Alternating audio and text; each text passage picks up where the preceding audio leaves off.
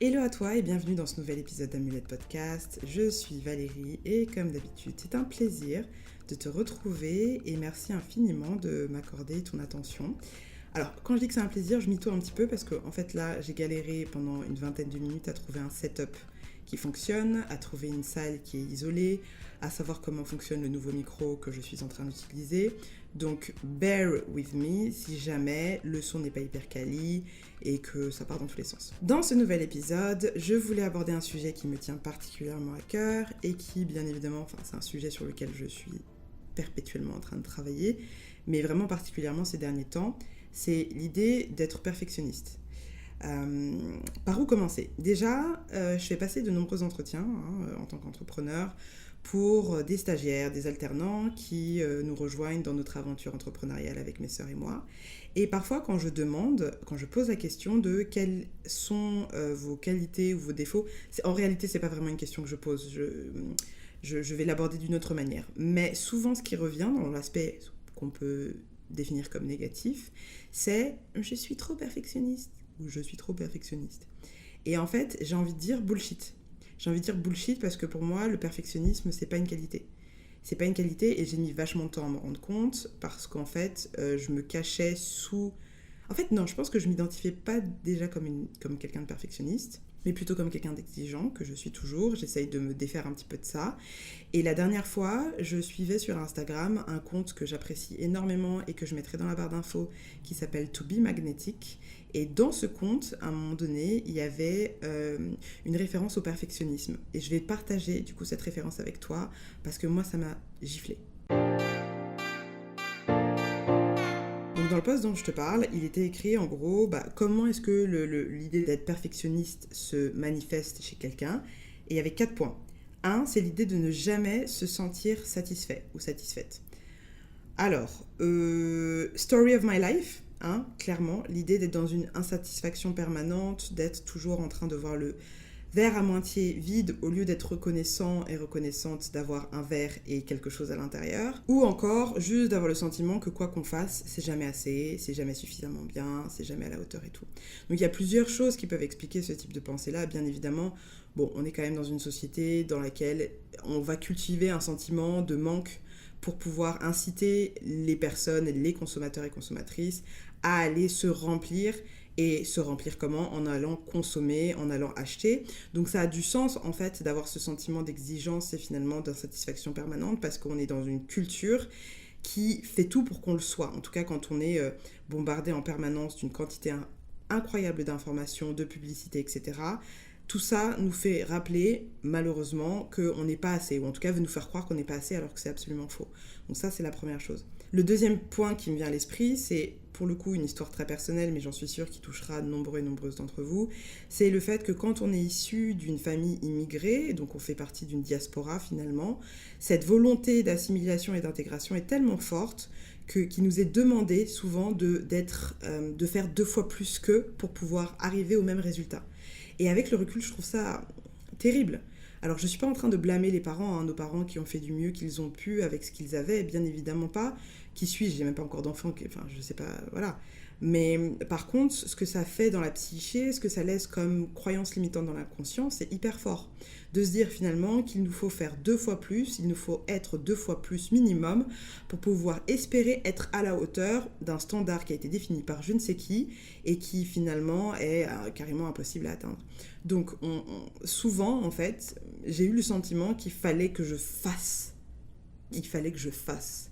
Et mon combat aujourd'hui, en tout cas ma quête plutôt personnelle aujourd'hui, est de revenir dans l'être et de laisser le faire de côté. Le faire est un bonus.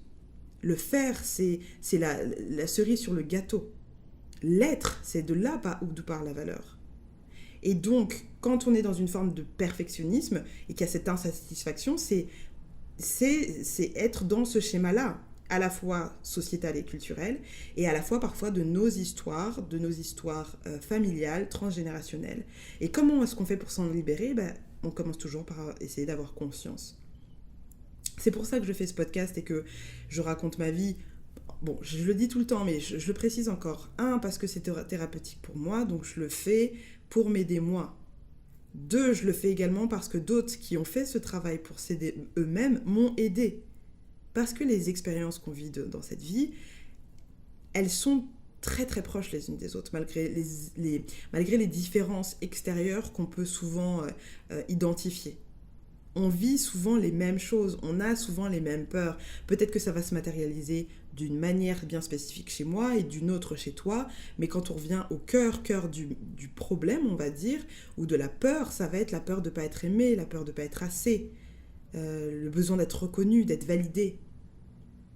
Donc le perfectionnisme, c'est vraiment la résultante de ça. En tout cas, c'est ce que j'ai identifié pour moi. Et bien évidemment, il y a d'autres points qui peuvent expliquer ça et que je vais te partager, bien évidemment.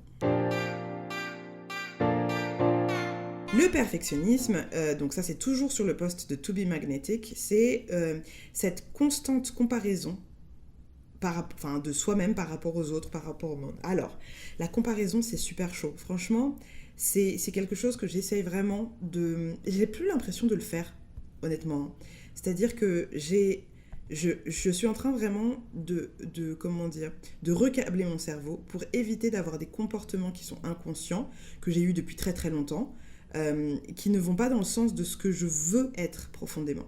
Et pour le coup, la comparaison, c'est quelque chose sur lequel j'ai vraiment travaillé, pas forcément de manière directe, mais surtout en travaillant sur la notion d'amour de moi-même, en fait.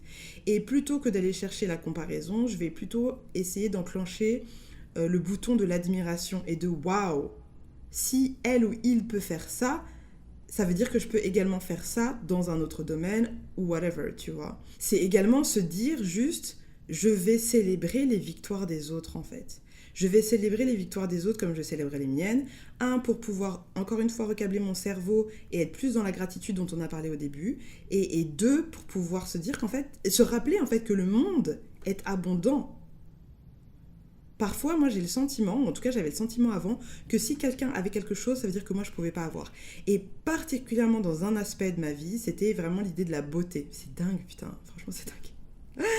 L'idée de la beauté. Quand je voyais une femme qui était belle, et ben ça me frustrait très très très fort. Parce que je me disais, si... En gros, elle a pris toute la beauté, quoi. Elle a pris toute la beauté, donc ça veut dire par définition que moi, j'ai pas. C'est dingue quand même comme manière de penser. Et ça, ce sont des pensées inconscientes. C'est pas quelque chose que je me disais comme ça en voyant la quantité de belles femmes qui m'entourent partout où je vais. Non, non, non. C'était vraiment des pensées inconscientes qui en fait forcément créent ma réalité. Si tu veux en savoir plus sur l'impact des croyances limitantes, j'ai fait un podcast sur le sujet. Et bien évidemment, j'accompagne tous ceux et celles qui le souhaitent en coaching sur ça, en fait, sur comment identifier ses croyances pour essayer de s'en défaire, sachant que bien évidemment, c'est pas une formule magique, c'est pas un truc où tu fais abracadabra et en fait tout va bien, c'est une pratique quotidienne intentionnelle et c'est un acte d'amour pour soi-même et pour le monde d'ailleurs. Mais pour revenir à la comparaison, je pense que les moments où ça revient en moi, où en fait j'ai ce sentiment d'insécurité profonde dans mon être, c'est dans des moments où je suis pas équilibrée, où je suis pas ancrée. Et pour moi, l'équilibre et l'ancrage, ils passent par plein de choses que je commence à accepter, à me dire qu'en fait, meuf, il faut que tu le fasses au quotidien parce que c'est comme ça pour toi. Et même si ça te saoule, il faut que tu le fasses. Donc, à savoir bien dormir, faire des exercices de respiration. Je pense que je ferai un épisode du podcast sur le sujet. Faire du yoga, une pratique qui est une pratique plus spirituelle que sportive, même si... Bien évidemment, moi, ça m'aide à sculpter mon corps et j'en suis ravie, mais ça m'aide surtout à déloger des émotions ou des traumatismes qui se sont bloqués dans mes articulations, dans mes muscles, etc. Donc, c'est également une pratique spirituelle et émotionnelle. Éviter de boire de l'alcool. Bon, ça, je commence vraiment à me dire à me résigner, en fait. Bon, parce qu'en fait, à un moment donné... moi, je pense fondamentalement que c'est comme si ça venait, en fait... créer un court-circuit dans mon énergie, d'une certaine manière. Je me sens comme une merde le lendemain, et en plus, ça me fout des stars partout, donc on va laisser tomber. Donc voilà, c'est ces conditions-là qui me permettent finalement d'être dans ma valeur, d'être dans mon ancrage, d'être dans le sentiment, en fait, que j'ai tout ce qu'il faut, ou plutôt que je suis tout. Et donc forcément, quand je suis comme ça, c'est beaucoup, beaucoup, beaucoup, beaucoup plus simple et plus fluide et donc même limite inconscient pour moi que d'être en admiration et en mode méga soutien d'autres personnes qui font des choses, soit que j'admire, soit que j'aimerais faire, soit qui font les mêmes choses que moi et de donner de l'amour. Donc c'est vraiment quand je me donne de l'amour à moi-même que je suis capable de ne pas être dans la comparaison. Le quatrième point qui est abordé dans le post de To Be Magnetic, c'est l'idée d'avoir peur de ne pas vivre à la hauteur de son potentiel. Et en fait, moi je comprends totalement, on a tous et toutes plein de rêves et de choses qu'on a envie d'accomplir, on a des visions pour nos vies. On a des choses qu'on a envie de faire pendant qu'on est encore présent sur cette terre et la vie n'est absolument pas garantie. C'est-à-dire que parfois on est là et on vit comme si demain était garanti, comme si après-demain nous appartenait, mais on ne sait pas en fait. En fait, tu es là et puis à un moment donné, tu peux ne plus être là. Donc parfois, il y a aussi cette peur de ne pas pouvoir accomplir toutes les choses qu'on souhaite accomplir ou de ne pas pouvoir vivre à la hauteur de l'image qu'on se fait de qui on pourrait être. Et donc du coup, ça crée une forme de paralysie qui empêche de passer à l'action.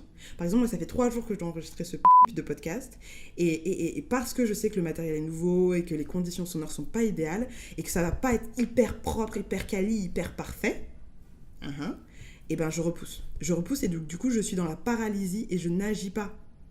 Et donc, imagine demain, je suis pas là, et ben voilà, je serai en mode, ça aurait été bien de faire ce podcast sur la perfection. En fait, tu l'as pas fait parce que t'avais peur. Donc cette peur-là, qui est en fait irrationnelle, qui est une peur du futur, et donc par définition, on n'est pas dans l'instant présent quand on est dans cette peur-là, on n'est pas du tout dans l'instant présent. On est dans une forme de projection qui pourrait ou ne pourrait pas exister, on est dans une crainte, on est dans une peur, on est dans une insécurité qui ne nous sert à rien en fait, juste à nous paralyser, à nous empêcher de faire des choses qui sont importantes. Non pas parce que les choses en question sont importantes, mais parce que l'acte de les faire peut révéler et réveiller des choses chez nous qui sont incroyables. Donc ouais, ça je comprends absolument. Et là, en fait, je suis à un moment dans ma vie personnelle où pour la première fois, j'ai décidé l'endroit où j'allais vivre, à savoir le Cameroun. C'est une grande surprise pour beaucoup d'entre vous, c'est ok. Et j'ai décidé d'aller vivre là-bas. C'est la première fois que je choisis un pays, en fait, dans ma vie. J'ai vécu en France toute ma vie et je me suis jamais posé la question de est-ce que c'est l'endroit où j'ai envie d'être ? Et le Covid a été pour moi un moyen de réaliser que j'avais le choix, que j'avais la possibilité d'aller créer une réalité qui, selon moi, me paraissait plus intéressante ailleurs. Et donc me voici au Cameroun, en train de commencer à m'installer. Et donc de fait de lâcher finalement des bouts de moi, des versions intérieures de moi, et de renaître en acceptant qu'il y a une part de mort dans tout ça, et ben ça me donne encore plus le courage de me dire ok, où est-ce que tu te caches dans ton potentiel, où est-ce que tu as peur d'aller sous prétexte que tu ne veux pas décevoir qui toi-même parce que t'as des attentes et tu te dis voilà un petit peu le niveau d'exigence auquel je dois être. Je sais pas qui a fixé ces attentes-là, je travaille dessus bien évidemment pour m'en libérer. T'as des attentes qui sont celles que tu penses que les autres ont de toi alors qu'ils te calculent pas du tout, et puis t'as les voix inconscientes de ton entourage, de tes parents, bref, de ta culture qui te disent voilà ce que tu dois faire, et en fait t'es keblo. Et en attendant, t'es pas dans la création, en attendant, t'es pas dans l'action, en attendant, t'es pas dans la révélation de ton être.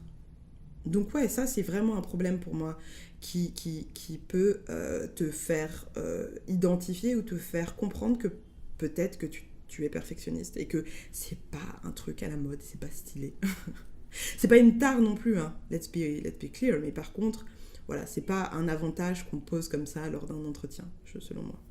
Parce que quand on se présente à un entretien, ou même quand on se présente à un entretien et qu'on utilise les termes de perfectionnisme, pour moi c'est juste un masque en fait. C'est un masque justement qui cache et qui masque d'autres insécurités, d'autres peurs. Et quand on me dit ça, moi en fait je me dis bon ok, là on est en train de me bullshiter, qui es-tu vraiment ? Mais après, je comprends, on est en entretien, on veut montrer son best shape, best everything. Mais pour moi, c'est pas intéressant, en fait, de travailler avec un masque. Vu que j'essaye d'enlever le mien, j'ai envie de pouvoir travailler avec des gens qui sont conscients de où ils sont et de qui ils sont, ou qui sont en chemin, et qui sont pas en train de faire genre, mon plus gros défaut, c'est la perfection. That's weird. La perfection n'existe pas. La perfection, c'est un leurre. La perfection, c'est quelque chose qu'on nous a posé là, c'est un idéal que personne ne peut atteindre. Même les personnes sur lesquelles on pose la qualité, entre guillemets, de parfait, même eux n'arrivent pas à atteindre cette perfection-là, parce qu'on est en constant changement. Et c'est vraiment un problème, je pense, sociétal, en fait, parce que ça joue avec nos esprits, avec notre inconscient, et ça fait énormément de dégâts dont on n'a pas conscience. Je pense notamment au fait de... La dernière fois, j'étais sur un compte qu'on m'a envoyé, ou je sais plus... C'était une nana qui expliquait en fait comment les célébrités retouchaient leurs photos sur Instagram. Moi, je suis un peu tombée des nues, hein, j'avoue. Bon, j'avais conscience qu'il y avait des retouches et tout, mais là, je me disais, putain, mais en fait, on nous prend vraiment pour des cons et des connes, quoi. Ça gêne personne. Alors, bon, on pourra dire, oui, mais les gens font ce qu'ils veulent, les gens sont pas obligés de suivre, etc. Oui, tu fais ce que tu veux, t'as envie de te liposucer, t'as envie de te liposucer, t'as envie de te refaire faire les seins, le front, enfin, do you, franchement, be you, enjoy your life. Vraiment, ton corps t'appartient. Par contre, ce qui me pose un problème, c'est quand tu mens sur le fait que ce que tu montres de toi sur les réseaux sociaux est la réalité, alors que c'est faux, alors que tu as retouché cette réalité et que tu as un paquet incroyable de personnes qui te regardent avec admiration et se disent « Putain, mais comment est-ce qu'elle fait pour être comme ça ? Moi, j'ai un problème, je n'arrive pas à être comme ça, j'ai de la cellulite, j'ai un ventre qui est truc, j'ai un sein qui est plus gros que l'autre, j'ai des poils machin, et cette personne n'a pas... » Mais c'est faux, en fait. Donc moi, c'est vraiment quelque chose qui me met en colère parce que j'ai fait un épisode avec une de mes meilleures amies, Ludivine, sur la dysmorphophobia, parce que ça a un impact de malade sur notre rapport au corps, en fait, et sur notre amour du corps, et c'est ce qu'on trouve être normal ou pas. Et là, c'est que récemment que j'ai commencé à regarder mes jambes, à me dire, bah putain, bah ok, t'as de la cellulite, ok, t'as des vergitures, et être ok, et pas être en mode panique, de me dire, mais c'est pas normal, qu'est-ce que j'ai fait, qu'est-ce que je dois faire, qu'est-ce que je dois arrêter de manger ? Bah non, en fait, t'es juste une humaine, en fait. Donc, on est tellement en train de se lisser et de faire croire, notamment sur les réseaux sociaux, que la perfection existe et que c'est ce qui est attendu de nous, qu'on oublie, en fait, quand on pose notre téléphone, si on arrive à s'en décrocher, que ce qui est vraiment nous, c'est ce qu'on voit, c'est ce qui est palpable, c'est nos mains, c'est notre corps, c'est ce qu'on voit dans le miroir, et que tout ça, c'est beau et tout ça, c'est valable, et qu'il n'y a pas besoin d'être modifié, en tout cas, pas pour atteindre ces standards de beauté qui servent à rien. Voilà, Valérie est présidente. Et enfin, le dernier point qui était posté donc, dans ce post de To Be Magnetic, c'est l'idée que quand on est dans une forme de perfectionnisme ou de recherche du perfectionnisme, on est souvent dans la procrastination. Alors la procrastination, est-ce qu'on peut en parler 2 secondes ? J'avais écouté un super podcast, il faudrait que j'essaye de retrouver la référence, qui expliquait que la procrastination, c'était principalement une peur de l'incertitude. C'était une forme d'insécurité qui du coup était paralysante et qui nous faisait faire tout sauf ce qu'on était censé faire. Parce que la peur est tellement effrayante qu'on préfère en fait se distraire. Et moi je sais que j'ai une tendance à me neutraliser la plupart du temps quand j'ai vécu quelque chose d'émotionnellement trop fort pour moi ou de perturbant ou de traumatisant. Je vais me mettre sur YouTube et je vais scroller, je vais regarder les trucs les plus débiles possibles. Un jour, après une conversation assez deep avec une super amie par rapport à plein de choses, plein de choses personnelles. J'ai passé j'étais tellement terrifiée après cet appel téléphonique que j'ai passé les 3/4 de ma nuit à regarder Keep It Up with the Kardashians. What the this cannot be? You look like f***ing clowns. I think you're in denial. Non mais... Et franchement, ça m'a permis de déposer mon cerveau et du coup d'être en mode bruit blanc, voilà, bruit Kardashian.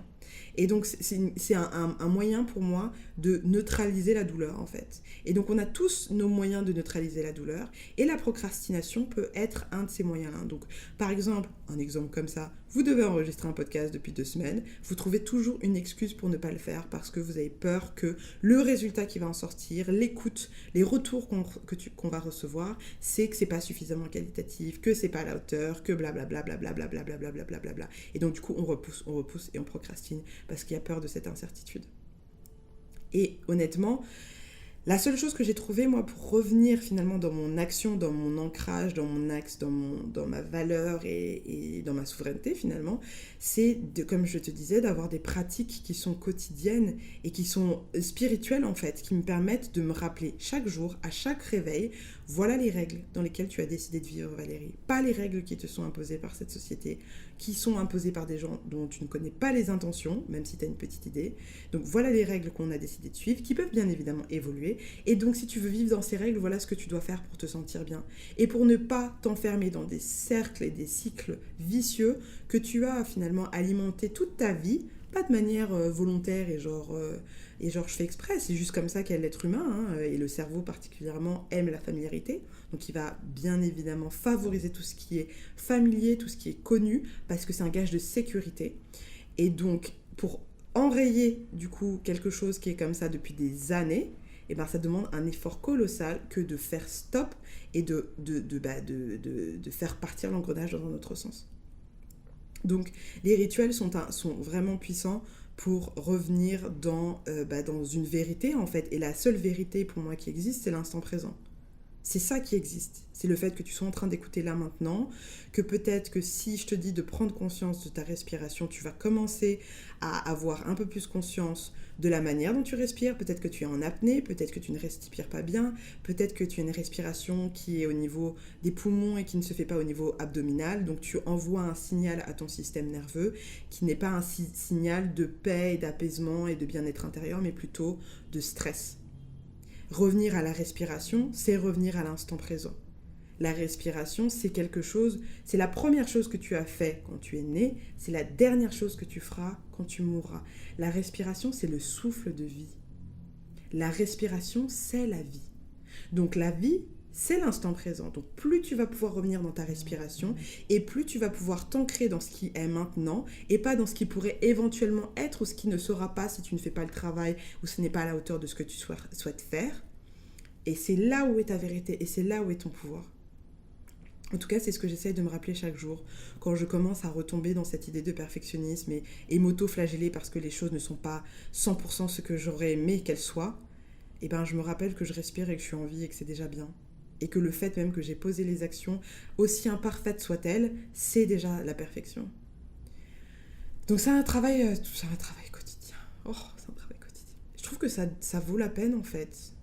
Ça vaut la peine que de vivre en conscience et que de se donner de l'amour de cette manière-là et de se détacher en fait d'attentes et se détacher d'une identité de perfectionnisme.